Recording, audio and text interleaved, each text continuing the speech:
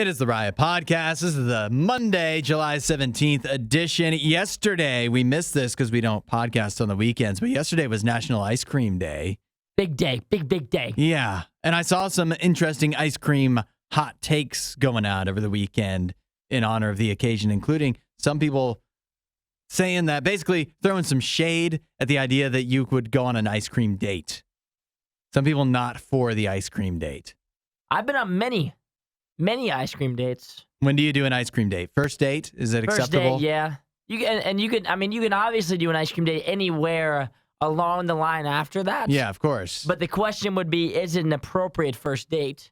I think it is. You think so? I think it's a really innocent first date. Uh-huh. So maybe if you're going to take a girl out that you think might just you might want to ease her into it, right? Yeah. Maybe if she was kind of questioning going out with you to begin with, maybe an ice cream date.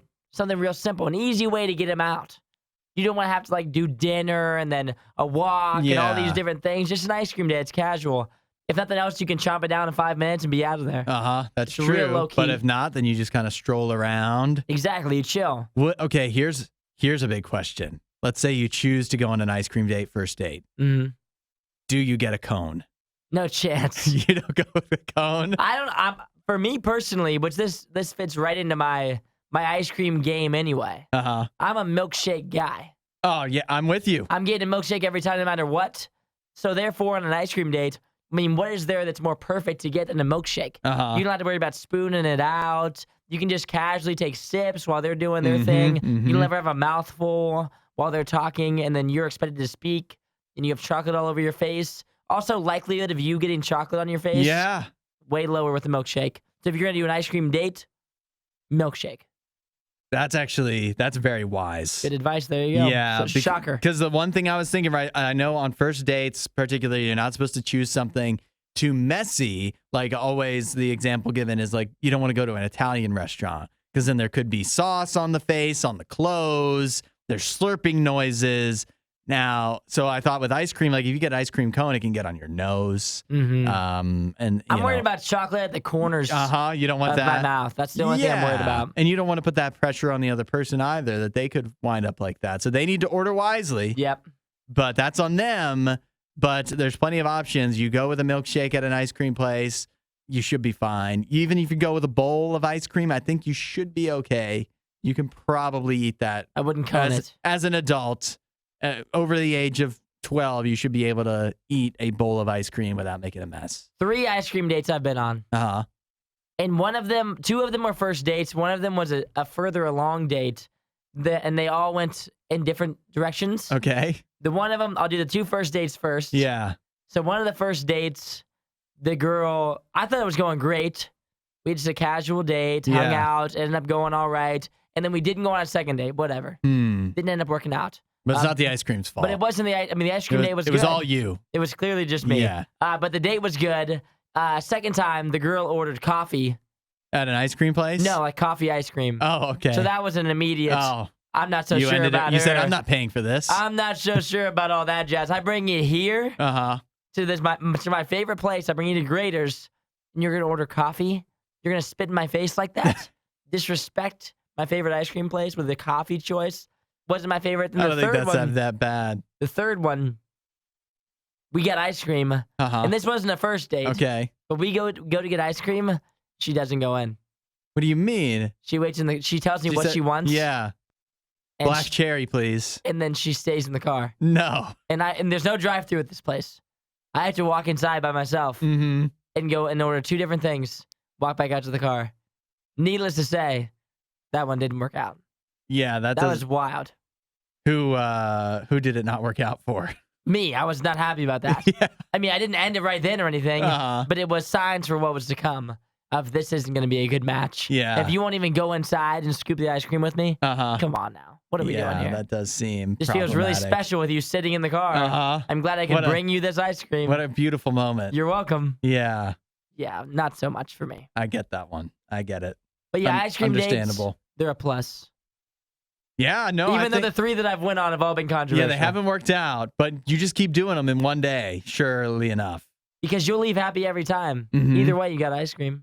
Even if the date went terrible. That's right. And it's easy. And it's not that expensive. And you can be like, I mean, there's automatic conversation starters too. Yeah. How's your ice cream? Is that your favorite flavor? What were you thinking about picking? I mean, just all the things. Yeah. Should have went cone. I didn't think about it. You could even parlay it into like something about being a kid, like tell me about your childhood ice cream. They just go together, I mean, there's so many easy conversation just starters. easy avenues. If nothing else, you just suck on that milkshake. And you get out of there as soon as you can. Yeah. You can finish it real quick. There you go. Make it happen. I'll tell you tomorrow on the show, talking of dating, I've got a website you would not expect, I don't think, people to be using to date. And we'll talk about that tomorrow. I'm excited. Yeah. Maybe I'll get on it. It is the Riot. Add a little Riot to your Instagram feed. Follow @RadioU Official. The Riot. Radio U. Isaiah, we live in a world that is just becoming, supposedly, anyways, more and more tolerant. You're not supposed to question really anybody's decisions in life. That is true. That's what they say. You're not supposed to question them. You're not supposed to shame them. Everybody is supposed to just be able to do whatever they want. Whatever the heck they want, no matter what it is. Unless they're a smoker. That's different, I guess. Smokers are the one people that you can look down upon, apparently, question their life choices, shame them, scold them, because they're not supposed to be smoking. But we all do things that we're not supposed to be doing. I know, but we all can get away with it. But apparently they can't. Not smokers. Got it. Not smokers. I'm up with that now. Particularly in Hong Kong, where their health minister is now, their secretary for health, is urging the public to stare down and give dirty looks to people who smoke in public, particularly, obviously, in restricted areas where they're not supposed to be. Well, that just seems silly. It's silly, but, I mean, what the alternative is, these are restricted areas. Like, there's places where you're not supposed to smoke. And I guess that's okay. But there's places you're not supposed to smoke. If somebody starts smoking, what are you supposed to do? Call the police? No. That seems a little aggressive, but you can't just let people get away with doing stuff.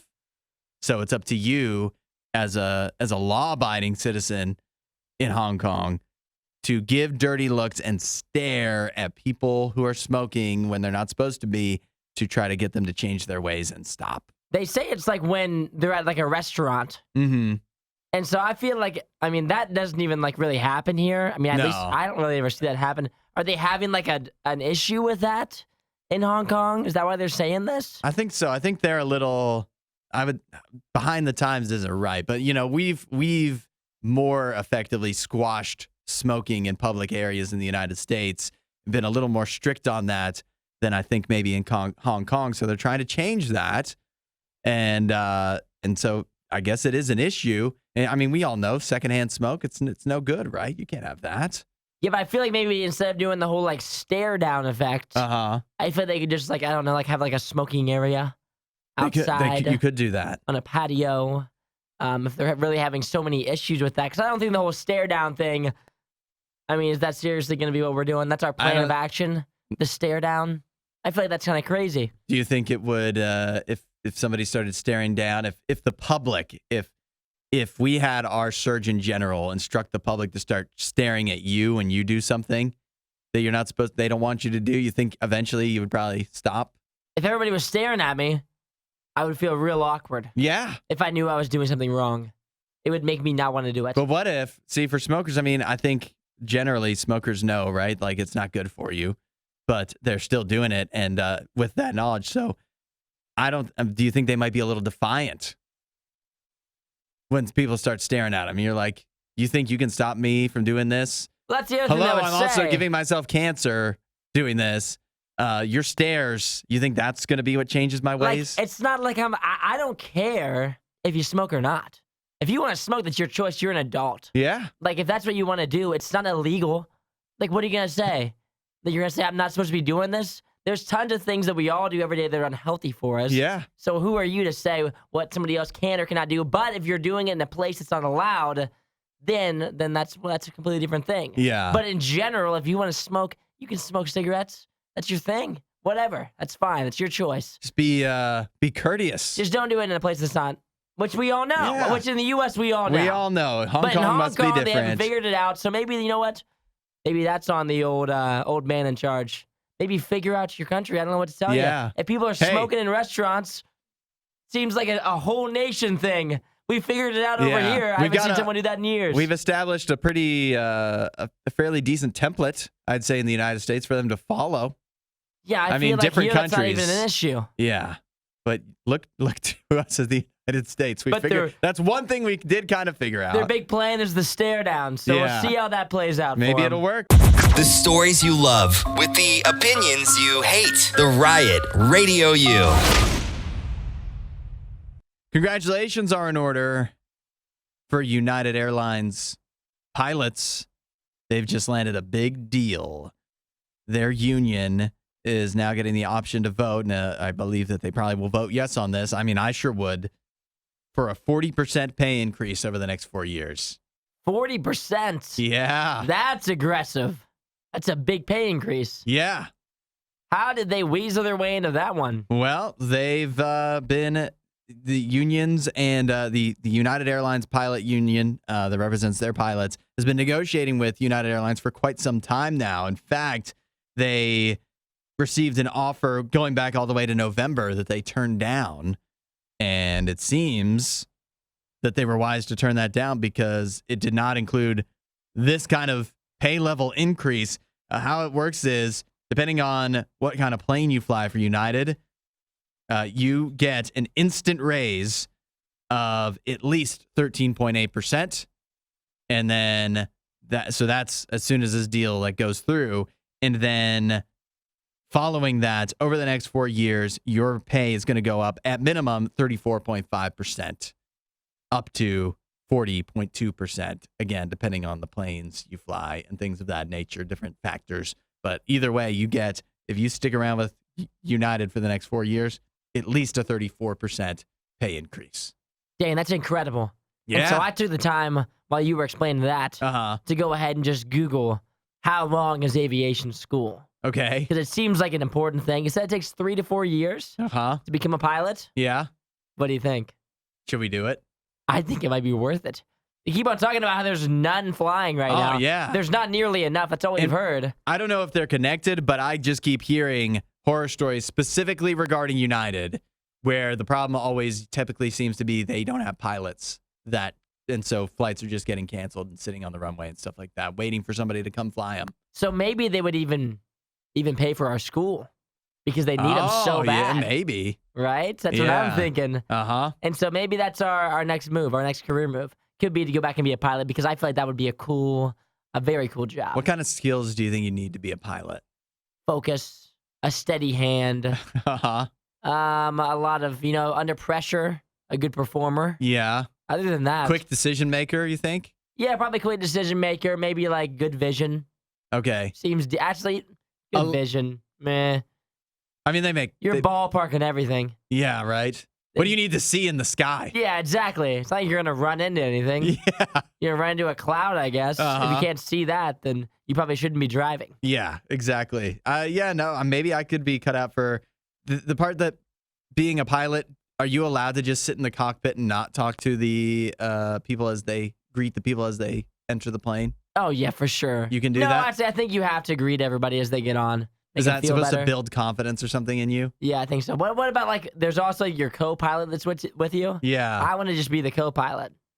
That sounds even easier, Sounds right? way easier. I don't want to be a pilot. I want to be a co-pilot. I think we should start looking into it. Do you think we could do that part-time? Probably. Or No. Take aviation school at night? Not for United. If podcast awards were ever a thing, this show wouldn't win any. This is the Worst of the Riot podcast.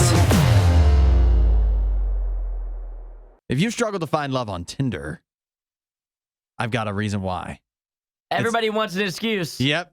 It's not your fault. Of course it's not. I'll tell you why. So your mom tells you too. It's because about half of people on Tinder are actually not looking for love at all. What are they looking for? Entertainment. So we're not even talking about I'm not looking for love. I'm not looking for dates. I'm not looking for something casual. I'm looking just to be entertained.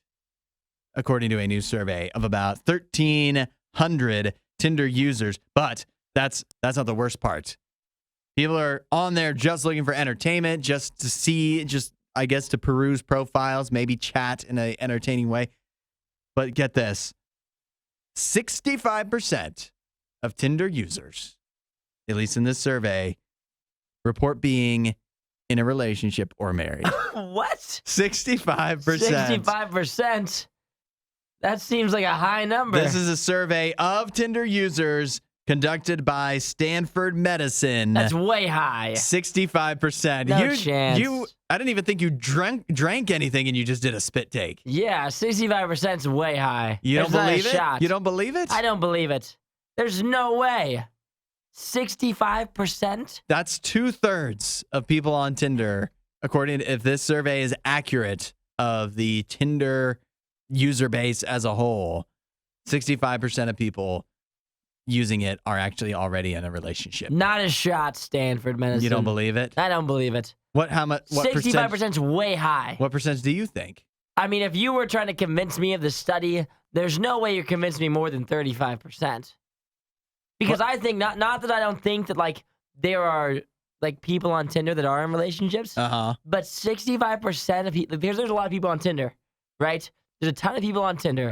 So if you're telling me 65% are in a relationship, that means the other half of their, like, couple hasn't figured out that they're on Tinder. Because if it's a game or whatever it is, if that was your girlfriend, you wouldn't want her to be on there. Unless you would hate that.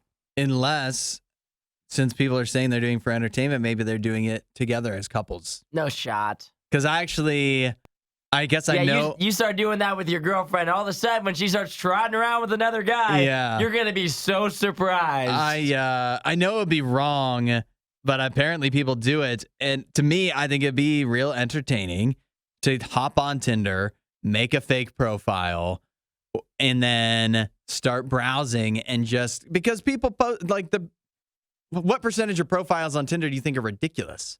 A bunch of them. I mean, I don't know. You probably don't peruse the guys, but I bet you the guys. I'm sure the guys are ridiculous. Yeah. Whatever percentage of the women's profiles are ridiculous, the percentage of profiles of men have to be even worse. Double it. Forget about the messages you'd get, which I'm sure a lot of would be horrible, but some would be would just be entertaining. It would be entertaining. And all that said, the idea for me of making a fake profile and just to laugh at people, I get why 50% of people that use Tinder are using it for that purpose, it seems.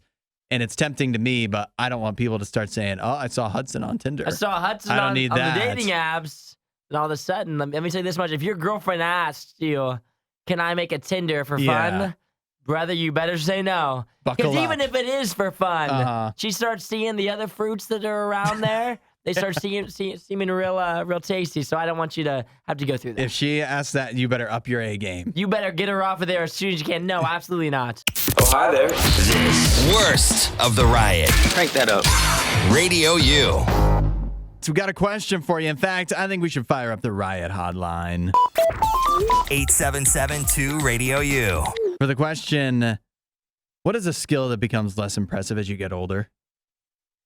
Pretty much any skill that you had before the age of 18, I think, would be a skill that would not seem very impressive as an adult. See, that's how you're thinking about it. Stuff that you can do like when you learn to do it as a kid, it's impressive. Yeah. Is what you're thinking? That's what came to mind at first. See, because I was also thinking of things that as you get older, everybody just knows how to do. Not as in stuff that you would learn as an adult, but just like if an old person can do it, you're like, well, that's just what old people do. You know what I mean? Like cooking. Yeah, maybe cooking. That could be one. Like you would just expect an adult to be able to cook. Yeah. Like when you ask your mother or father to make you a meal, you're not surprised when it's good. Yeah. You're like, but that that's makes not sense. like a kid thing. What do you mean a kid thing? But because the other thing you could think is like stuff that only would be impressive to children.